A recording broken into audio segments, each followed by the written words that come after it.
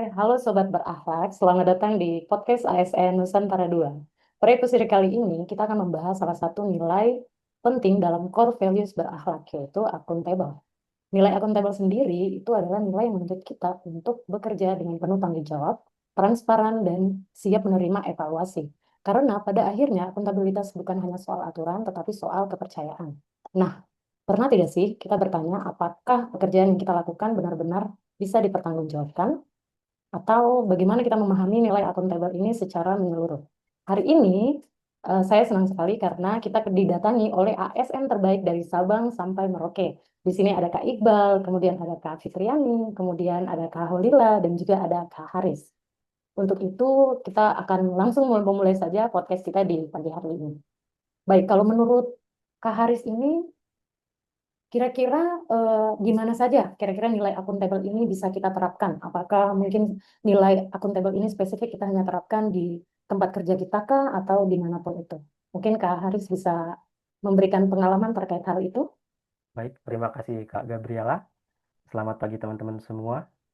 Di sini saya berupaya untuk mencoba menjelaskan bagaimana nilai akuntabilitas itu diterapkan. Eh, di sini saya karena berprofesi sebagai dosen, maka saya akan menitik beratkan kepada tugas kita, tupoksi kita, yaitu Tridharma Perguruan Tinggi.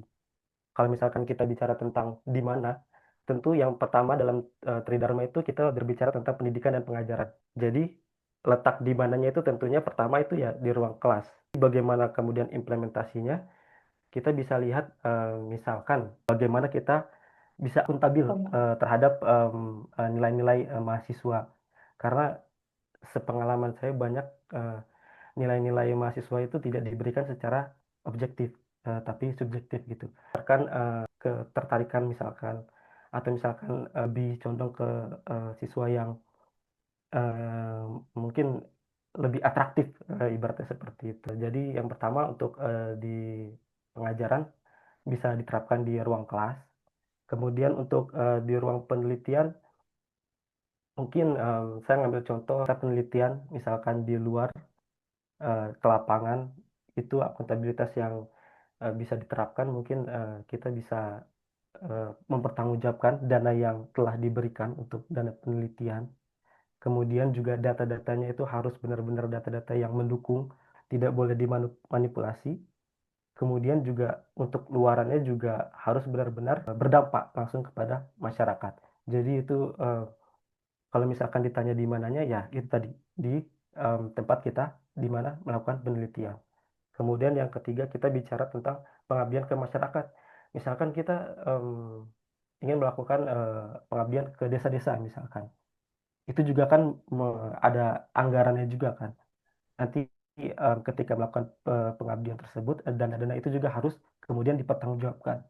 Untuk apa sih dana-dana pengabdian kita? Selain bicara dana juga kita bicara tentang apa yang udah kita lakukan, pengabdian kita, ya, pengabdian apa yang udah kita lakukan untuk masyarakat. Apakah kemudian pengabdian kita berdampak langsung kepada masyarakat atau tidak? Seperti itu. Juga kalau misalkan kita bicara pengabdian, apakah kemudian pengabdian ini benar-benar sesuai dengan kebutuhan masyarakat? Jangan-jangan eh, pengabdian kita nggak benar-benar dibutuhin masyarakat gitu.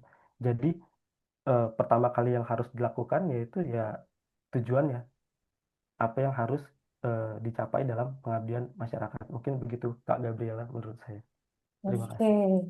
jadi memang kita jadinya tahu ya kalau misalkan kita harus mengimplementasikan nilai akuntabel itu di ruang-ruang tridharma. Kalau menurut Kak Lila sendiri, kira-kira kapan saja? Apakah hanya terbatas pada kapan kita melakukan pendidikan, kemudian penelitian, ataupun pengabdian? Atau menurut Kak Lila bagaimana? Baik, terima kasih Kak Gabriela. Berbicara tentang kapan sih kita bisa menerapkan nilai akuntabel ini, menurut saya akuntabel ini bukan sesuatu yang menunggu waktu tertentu, gitu, tetapi sesuatu yang dilakukan setiap waktu. Jadi kita bisa menerapkan nilai akuntabel ini sejak awal kita menerima amanah. Begitu sebuah tugas diberikan, misalnya baik tugas kecil maupun besar, saat itulah nilai akuntabilitas itu sudah dimulai. Bahkan sebelum pekerjaan itu dikerjakan, kita sudah dituntut untuk bertanggung jawab atas rencanaannya, kesiapannya, dan juga komitmen kita terhadap tugas tersebut. Selanjutnya juga bisa diterapkan saat kita menjalankan pekerjaan sehari-hari. Ketika kita datang tepat waktu, bekerja sesuai SOP. Kalau saya kan bekerja di laboratorium, jadi harus mentaati SOP laboratorium, melayani dengan sikap profesional dan menjalankan tugas sesuai dengan targetnya. Itu semua merupakan contoh dari bentuk akuntabilitas. Bukan karena diawasi, tetapi karena dari diri kita itu sadar bahwa pekerjaan tersebut itu merupakan sebuah tanggung jawab. Kita bisa menerapkan nilai akuntabel ini saat menggunakan waktu kita, anggaran, dan juga fasilitas yang ada.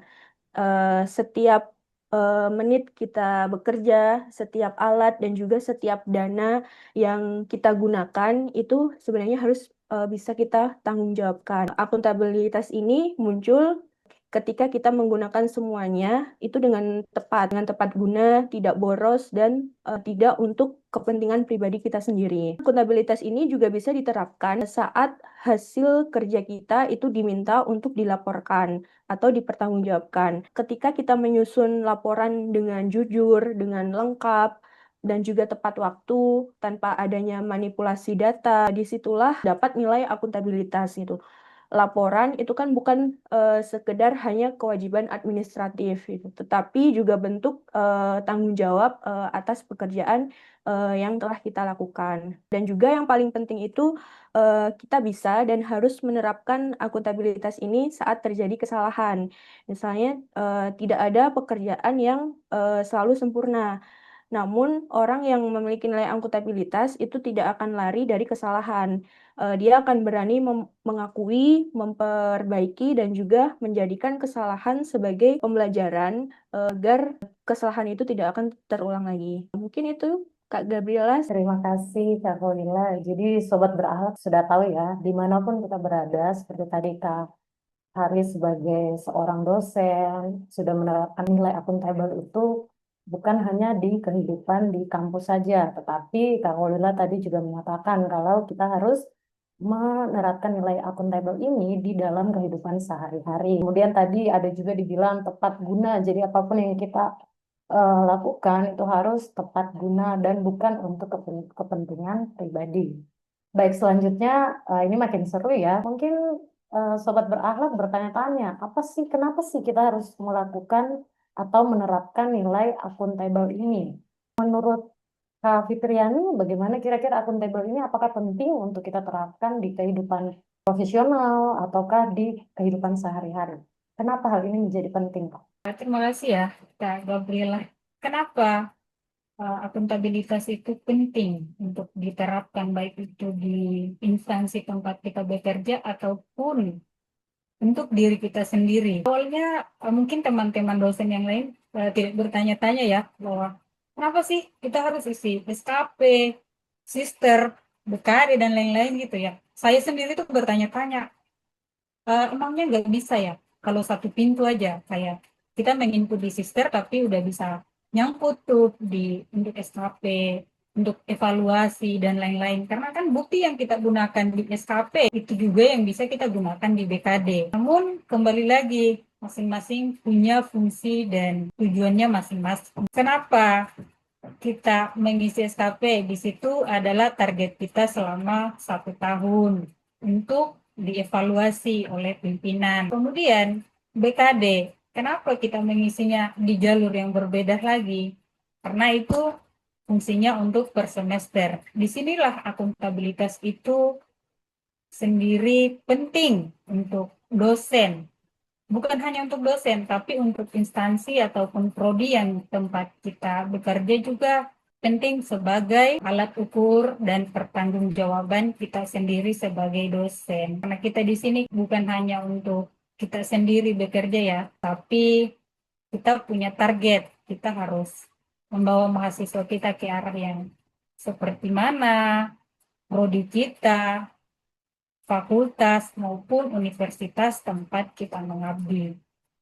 Nah, di sini kalau kita sudah terapkan di diri kita sendiri, artinya kita kerjanya itu lebih tertata, target kita sudah jelas bahwa ternyata setiap 6 bulan itu saya harus punya penelitian, aku harus punya pengabdian, pengajaran saya harus, ya istilahnya BKD kita harus hijau gitu ya kalau untuk target kerja.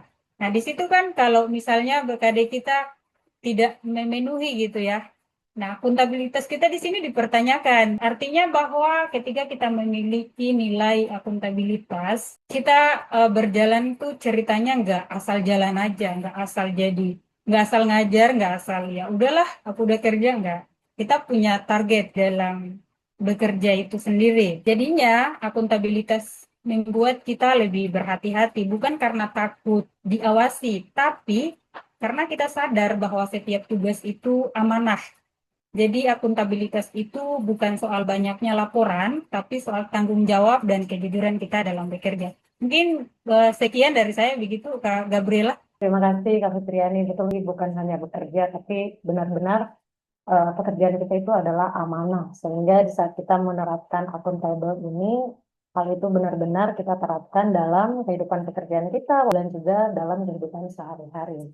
Selanjutnya, saya ingin menanyakan terkait kira-kira siapa saja sih yang bisa menerapkan nilai-nilai akuntabel ini? Apakah spesifik mungkin tadi seperti Pak Karis bilang hanya dosen kah atau dengan profesi yang lainnya apakah juga bisa? Di sini yang belum saya tanyakan tadi Kak Iqbal ya. Oke, mungkin dari Kak Iqbal, silakan Kak, siapa kira-kira yang paling pantas atau yang dapat menerapkan nilai akuntabel ini? Silakan Kak. Baik, terima kasih Kak Gabriela sebelumnya. Tadi pertanyaannya, siapa saja sih yang harus menerapkan, siapa saja yang pantas menerapkan nilai-nilai akuntabilitas ini? Nah, menurut saya, siapa saja yang pantas? Yang pertama, yakni seluruh ASN ya, tanpa terkecuali, seluruh aparatur sipil negara tanpa kecuali, baik itu pejabat struktural, fungsional, maupun pelaksana itu wajib bersikap akuntabel. Sebenarnya itu tidak terbatas di ASN saja. Akuntabel ini merupakan nilai-nilai universal. Tadi sudah dijelaskan sama kakak-kakak semua. Jadi seorang pedagang di pasar pun, seorang pegawai BUMN, seseorang yang menjadi atlet, penyanyi, itu pun sebaiknya juga harus akuntabel. Karena akuntabel ini tidak hanya sebatas nilai-nilai yang dianut oleh seorang aparatur sipil negara, tapi ditekankan bahwasanya seluruh aparatur sipil negara itu tanpa terkecuali harus wajib menerapkan nilai-nilai akuntabel ini.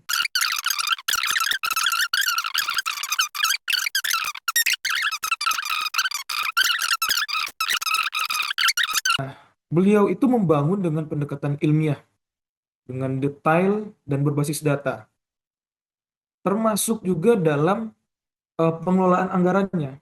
Beliau itu sangat detail, sangat akuntabel ketika mengelola anggaran. Jadi anggaran yang digunakan ketika membangun pesawat N250 itu sangat efisien, efektif dan efisien. Jadi tidak ada yang terbuang.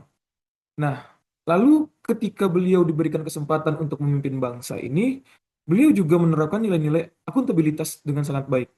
Kita masih ingat ketika itu di mana Indonesia jika tidak dinahkodai dengan seorang nahkoda yang baik, maka mungkin saja Indonesia ketika itu bisa kolab, bisa runtuh dan tidak tahulah entah apa terjadinya. Namun ketika itu Indonesia berada di tangan yang tepat, yaitu di tangan beliau.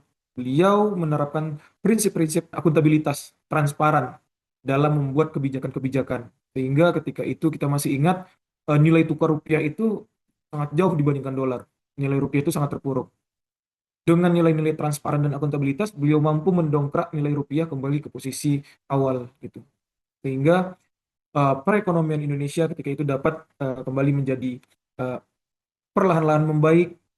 Begitu juga sektor-sektor politik juga beliau rapikan dengan baik. Beliau buka keterbukaan pers, beliau juga buka demokrasi terbuka sehingga muncul berbagai macam partai seperti itu. Dan ada kutipan yang seringkali saya tanamkan di dalam hati saya terkait dengan kepemimpinan Bapak Habibie ini dalam poin akuntabilitas. Beliau mengatakan bahwasanya setiap rupiah uang negara itu harus dapat dijelaskan secara ilmiah.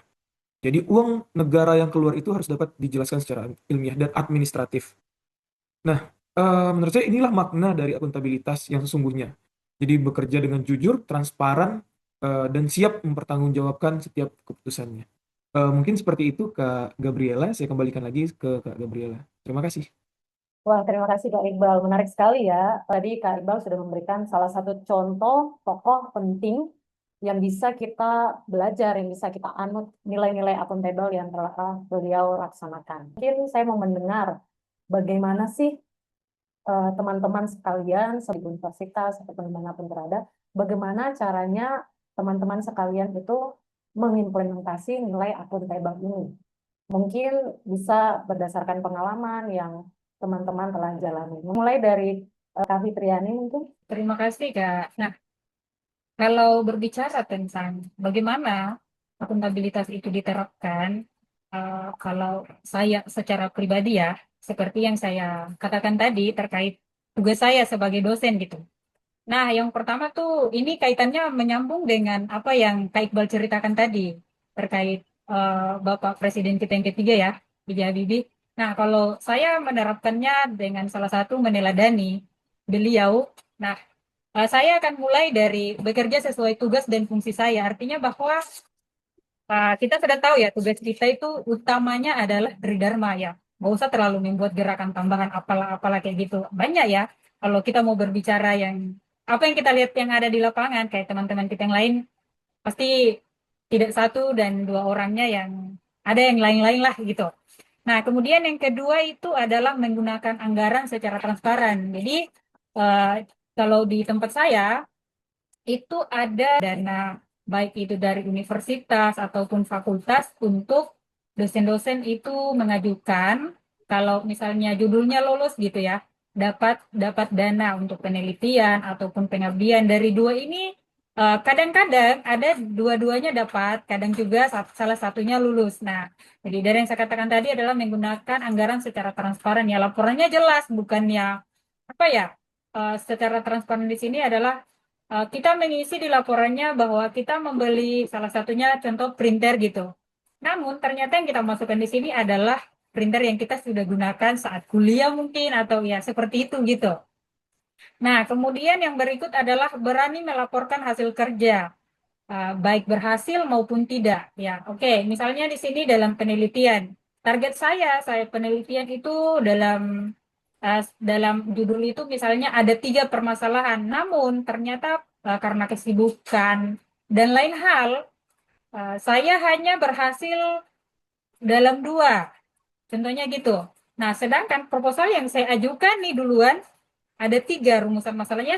Saya harus berani bertanggung jawab, saya harus berani melaporkan bahwa hasil saya di lapangan yang saya bisa lakukan hanya 2.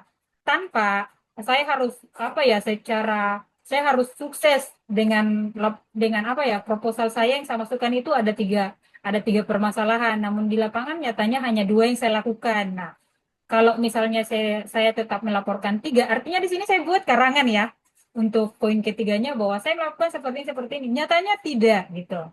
Jadi saya harus berani melaporkan hasil kerja yang sudah saya lakukan. Nah, kemudian yang berikut yaitu mengambil keputusan berbasis data dan regulasi ya seperti itu. Bahwa data saya yang ada di lapangan hanya ada 2, tapi saya mau melaporkan 3 kan berbasis data dan regulasinya udah tidak masuk akal nih karena tidak ada ya. Nah, kemudian yang berikutnya saya harus siap dievaluasi. Dievaluasi sama pimpinan bahwa kenapa kok di sini kan ada 3. Kenapa kamu melakukannya hanya 2? Saya harus siap untuk hal itu. Nah, akuntabel bukan hanya soal laporan tertulis, tapi soal integritas dan tindakan sehari-hari, tindakan yang saya lakukan. Jadi ketika saya harus terlihat apa ya namanya ya, terlihat kayak wah, wah gitu ya. Saya harus memaksakan bahwa saya harus sukses dengan 3 ini. Ya nyatanya hanya 2 ya. Karena saya mau akuntabilitas itu saya terapkan pada diri saya. Ya, saya harus mengakui bahwa ternyata saya hanya bisanya 2. Mungkin seperti itu, Kak. Terima kasih. Baik, jadi benar ya nilai itu kita harus berani mengakui. Jadi kita harus transparan, mengakui apa yang memang sesuai dengan kenyataan. Baik, jadi laporannya harus transparan dan lain sebagainya. Baik, terima kasih Kak Fitriani. Selanjutnya mungkin bagaimana sih menurut Kak Karis? Oke, terima kasih Kak Gabriela. Kalau kita balik lagi ke pembahasan saya di awal ya, tugas sebagai dosen dengan bertridharma, menjawab pertanyaan bagaimana, balik lagi dalam tridharma tersebut kan ada 3 komponen ya, pengajaran, penelitian, dan pengabdian masyarakat.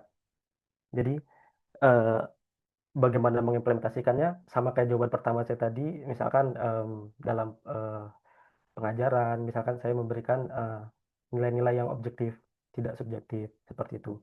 Ketika misalkan kita berbicara tentang pengabdian masyarakat, bagaimana kemudian pengabdian masyarakat ini bisa berdampak langsung kepada masyarakat di desa yang kita bina gitu. Kemudian juga saya juga setuju dengan pendapat Mbak Fitriani tadi yang dikatakan bahwa penelitian itu harus berbasis data katanya. Juga harus transparan. Itu pun yang saya pikir ya harus benar-benar kita terapkan gitu sebagai dosen. Jadi tidak boleh ada data-data yang dibuat, tidak boleh ada data-data yang dimanipulasi, dan tidak boleh ada kecurangan-kecurangan sedikit pun yang kita lakukan gitu. Jadi bagaimanapun juga kita berprofesi sebagai dosen ya, kita punya nama yang mungkin bisa dikatakan begitu harum, yang di mana etika dan apa namanya attitude kita itu diperhatikan masyarakat luas. Jadi sedikit nilai akuntabilitas ini tercela, itu maka bisa tercoreng seluruh nama dosen-dosen di Indonesia ini. Seperti itu kira-kira Kak Gabriel. Terima kasih.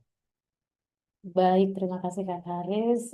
Selanjutnya mungkin ini waktu kita sudah mulai terbatas ya, teman-teman sekalian. Mungkin tapi tetap saya ingin mendengarkan point of view dari teman-teman yang belum saya sebutkan tadi. Ada Kak Iqbal dan juga Kak Khulila. Kak Iqbal mungkin dulu ya. Silakan Kak Iqbal. Oke, makasih Kak Gabriela. Mungkin saya singkat aja ya. Tadi saya setuju juga dengan apa yang disampaikan sama Kak Fitriani dan Mas Haris, bagaimana penerapan nilai-nilai dari akuntabilitas. Tapi saya ingin melihat dari sudut pandang apa sih yang akan kita rasakan setelah kita menerapkan nilai-nilai akuntabilitas itu. Nah, menurut saya, ketika kita sudah menerapkan nilai-nilai akuntabilitas, maka hidup kita rasanya akan lebih tenang aja gitu, lebih santai. Kita tidak menjalankan hidup dengan apa ya, adanya beban gitu dalam hidup karena kita udah transparan, mau apapun mau diperiksa, mau diuji, mau di apapun lah, itu kayaknya kita udah nggak ada beban lagi karena kita udah transparan di dalam hidup. Maka dari saya, masukan dari saya ya, hiduplah dengan akuntabel, bekerjalah dengan akuntabilitas agar kehidupan menjadi lebih santai, menjadi lebih tenang, nggak ada beban sama sekali. Mungkin itu aja Kak Gabriel. Iya, Terima kasih. terima kasih Kak Iqbal. Selanjutnya mungkin yang terakhir Kak Khulila. Baik, terima kasih Kak Gabriela. Mungkin dari saya juga singkat saja, bagaimana nih nilai akuntabel ini diterapkan, khususnya sebagai saya. Kebetulan saya seorang PLP atau Pranata Laboratorium ya. Kalau di saya itu yang pertama ya, bertanggung jawab gitu, bertanggung jawab penuh terhadap kondisi alat yang ada di laboratorium dengan melakukan pengecekan sebelum maupun sesudah praktikum gitu. Selanjutnya juga bertanggung jawab untuk mendampingi mahasiswa itu selama praktikum dan juga melakukan evaluasi setelah praktikum selesai. Dan juga untuk transparan sendiri biasanya saya mencatat setiap adanya peminjaman dan penggunaan alat yang ada di laboratorium pada borang penggunaan alat yang nanti biasanya juga akan diperiksa juga oleh koor lab kita. Dan juga selalu mencatat dan juga melaporkan semisal ada alat yang rusak atau alat yang butuh maintenance. Itu saja sih Kak dari saya. Terima kasih Kak Khulila dan terima kasih teman-teman semuanya sudah menyampaikan bagaimana caranya kita menerapkan nilai akuntabel ini di dalam kehidupan profesional kita dan juga bahkan di kehidupan sehari-hari. Dan Sobat Berakhlak bisa mengambil semua pesan yang sudah dijelaskan, yang sudah di-sharingkan kepada teman-teman semuanya dari teman-teman ASN yang terbaik yang datanya dari Sabang sampai Merauke ini. Baik, kita sudah sampai di penghujung podcast kita di episode kali ini. Jadi Sobat Berakhlak, pada akhirnya akuntabel bukan hanya tentang sistem pelaporan, tetapi tentang komitmen pribadi kita. Balik lagi tadi, semuanya itu kembali ke komitmen pribadi kita. Bisa saja orang lain tidak melihat, tetapi ada Tuhan yang selalu melihat apa yang kita kerjakan. Kemudian komitmen untuk menjaga amanah, komitmen untuk bekerja dengan jujur, komitmen untuk memberikan yang terbaik bagi bangsa. Karena ketika setiap ASN bekerja akuntabel, kita tidak hanya menyelesaikan tugas, tetapi juga membangun kepercayaan dan masa depan yang lebih baik dimanapun kita berada. Bukan hanya di kampus, tetapi di kehidupan sehari-hari, yang mana berdampak lebih besar ke bangsa kita. Baik, sekian podcast kita di episode kali ini. Saya Gabriela, pamit undur diri. Teruslah menjadi ASN yang profesional, berintegritas, dan tentunya berakhlak. Sampai jumpa di episode berikutnya. Terima kasih.